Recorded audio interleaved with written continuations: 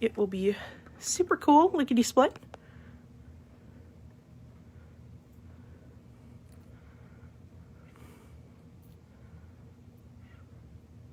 All right, almost there. Turn on my light so you guys can kind of see what I'm going to be talking about. So to get started, what you will do is you will, if you purchased one of our kits, you get a 2-yard cut. What you will do is just fold it in half and have it about a yard's length. And then what I chose to do, because I like to see the grid lines when I'm preparing to make a cut, I go ahead and what I did was I just took the fabric and I folded it over just so it kind of fills in with the repeats. So between, you can kind of see in the print, it's very close with this wavy line. That's what I was going for. So I just lined it up. I'm not quite exact with my repeats, and it doesn't affect the runner whatsoever when you're cutting. So I just line everything up like so. I make sure I line up the selvage, which in this case I've cut off because I've made some cuts on this border piece already. I choose a line on my cutting mat and I line it up at the top, so that way it's nice and straight, easy peasy, good to follow. And then what I do is I first determine how tall I want my border to be. So for this particular piece, I'm using a Star 60 ruler from Studio 180, and it's just 10 inches because it's nice and easy. But you can use this Creative Grids ruler here. And we have these available at the store, and we have them in the 12 inches too. These ones, super easy to follow. You can use either or, just know if you want to make your border, like for say we're going to cut this border to 10 inches. If you only have the 8-inch ruler, you'll just have to line it up, mark it, and follow. But I'll get into the triangle cutting instructions in a little bit. So kind of like fussy cutting, what you have to do is determine where you would like the bottom of your border to be and where the top of your border is. So in other terms, where your center of your runner will be. So in this case, the blue watercolor, I chose to be the center of this runner. And for the outside of the runner, I chose to be the white. So I keep that in mind. And when I'm lining my ruler up, I'm looking at the bottom of my ruler lining up with the bottom of the design. And I make sure too that a 1/4 inch above it, because that's going to be our seam allowance, I make sure that I don't have any of the white showing, and for this runner in particular, I have the blue just completely being in the center without any white. So ahead of time, I've already marked it with a chalk pencil. So I'm just going to make a quick cut so you can kind of see. I'll get my rulers out of the way first of all, that would be helpful. I line up my ruler like so, and I've already made a line where the bottom of, where this being the center, the bottom where I'm going to cut.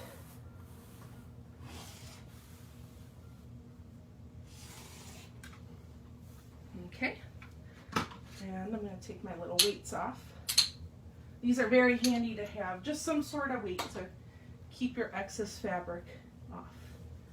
So I'm going to pull away my stripe, and then what I'm going to do is I'm just going to adjust the stripe so that the bottom is at the bottom of my mat here, nice and lined up. So now I can better see how tall it is right now.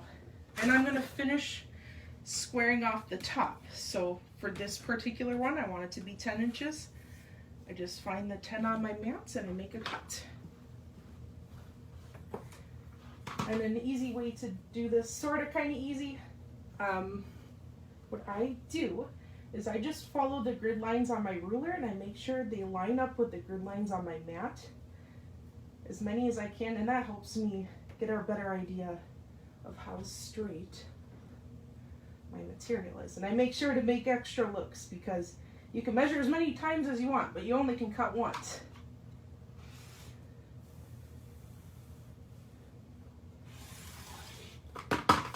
And then that little piece of scrap. Perfect. So for this particular border, to get started on this type of orientation and length, this runner is fairly long, super beautiful. If you like this length, you're going to want to cut 2 stripes of this out. And ahead of time, I already cut an extra one out.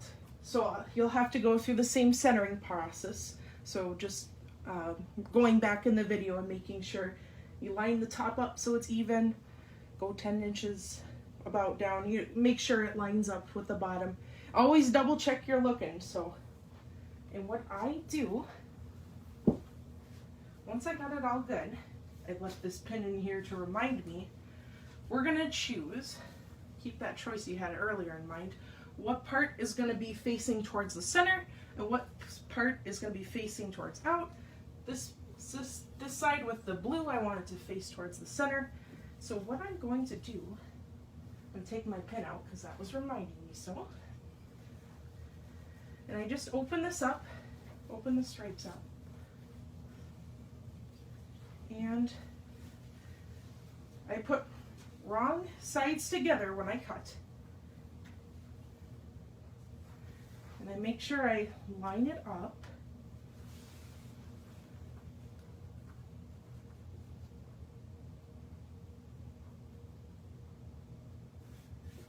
And this is where we take extra caution, make sure things line up to look beautiful. And I'll have my excess hanging off because I will be moving it to cut some more triangles, because whatever we do to the this side, we'll do on the other end as well. And what I'm going to do is make sure that, let me grab my little thing over here, and make sure that my center is facing up and lined up at the top like so. I'll do it kind of more in the middle. Okay. Now is the time for the cutting. So what I'm going to do is use my 60-degree ruler of choice, and I'm going to orientate it so the long end is towards the bottom. Let me get this just a little more straight. I orientate this towards the bottom, and I put the corner almost in the corner. I just leave a little extra hanging over just for accuracy, but I want the bottom edge, this flat edge, facing out, and this will be the center edge. And what I will do is take my rotary cutter here, and what we're going to do is we're going to make a simple cut. We're going to do this cut right here, and we're also going to do it on the other side. Now, to have my thing not fall off, a couple paper pattern weights would be great. So I'm going to line it up. It's 10 inches, and then I have this little point that I don't worry about. And what I do, remove my ruler, and this portion right here is scrap. You won't need this guy. He's only, you know, half a triangle, so he's not going to do anything for us in this table runner. But this portion right here, this is a triangle, and he is good because when we're orientating it for this guy, we wanted the center to be where this blue stripe is, and we've got this triangle with the tip being blue. So that means we need to save this triangle for this type of orientation. And then what I need to do is the inside center, I will show you here. It is, the inside center is actually a trapezoid. So what I have to do is, right now, if this was to be a trapezoid, the inside portion, the smaller end, is outside here, but I want it to be on the inside. So I'm going to make one more cut. I'm going to line up with the bottom end being at the top this time, so I can cut a triangle piece off. And this ends up being an extra triangle that you can use in further projects that I'll show you in just a moment, how many different orientations you can have. But as you can see, super easy. Just to show you how it works, your piece you first cut up is going to line up, and you're going to put one on both ends. So we're going to repeat this again.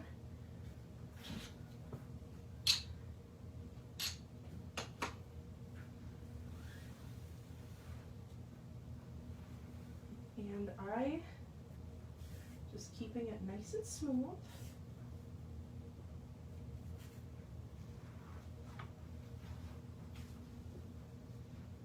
We're going to do this again. I'm going to pick a line, and I'm just going to line up where the side we wanted facing the center up. And we're going to do this again. So I'm going to come around here. We have the long edge of this ruler facing down. And I always like to double check. Lining up towards the bottom, and I leave just a little space at the end. And I make our first cut. This piece that ends up being our scrap. This piece ends up being our good triangle. And then I rotate the ruler, and I line it up at the top. And I cut this extra triangle piece off. So that way, we grab our good triangles here. So that way, the blue edges are at the top still, and the white edges are at the bottom still. So I'm not going to sew this together on video, but what you would do is you start with however long you want this to be. So if this is too long for you, then what you would do is just continue cutting excess triangles off. Just note that you have to make sure you do it on both pieces so they're the same length, but you also have to make sure that for the point still ends up being this blue, because that's what we chose to face towards our center. Just for this example, I'm going to leave it the same long length. That's how I did this guy right here, the really long one. So when I go to piece this guy, I just choose which triangle, because as you can see, they're all kind of, they have different subjects inside the triangles. So I'll just pick this one because it's easiest. And we wanted to put the right sides together. And we will just make a seam right here, 1/4 inch, and then you will press, and you can press to either side. I've done both. I just press however I feel like my fabric feels. I've been pressing towards this little triangle, but you'll sew that triangle on, and that completes this end. Then you'll come to this end, you'll repeat the process. So you would line the triangles up, 1/4 inch seam. I pressed towards the smaller triangle, and you're going to end up with a section that looks like this guy right here. And you're going to repeat this process with the other side. You're going to repeat the process of sewing the triangles to both ends, and then they will meet in the middle, like so. You could probably envision this guy, just pin it, sew it, and then I pressed this middle seam flat. I pressed it open. And then, that's how I got this beautiful runner right here. So then you could probably be asking yourself, well, Rachel, what if I mess up? Trust me, I've done that many times. So if you mess up and your stripe ends up going facing out or something, something might happen, you can just always cut extra triangles And I'll show you some different ideas I had. So the first time I was making this runner,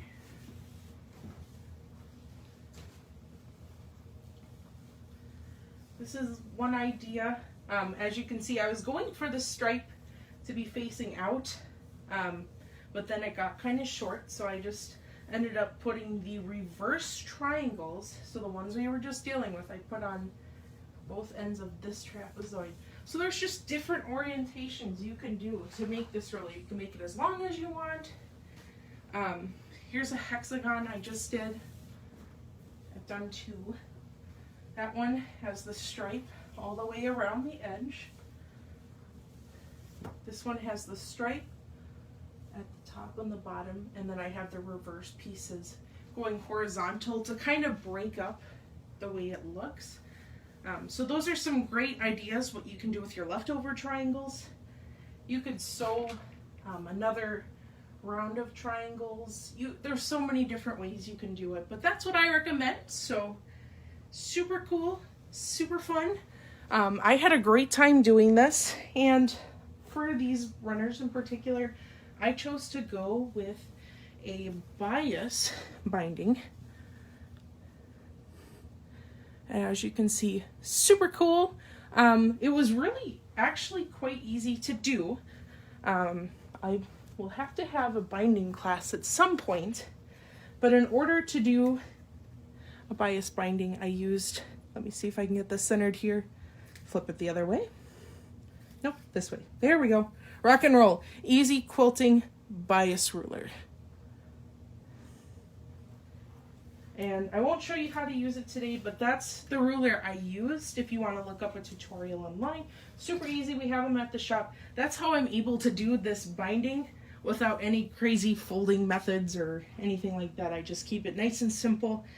We don't have any more of this plaid at the shop, but if you have another plaid at home or something directional, you can use that ruler. Or if you want an idea for what to bind these runners with, the background itself is like a white, almost eggshell. You could use that around the edge. Super easy. Or you could do a lavender, light green, something like that. So super cool, super easy. I had a great time putting these runners together. So, all right, ladies, that concludes it. Welcome to my sewing space, and thanks for watching. Have a good night.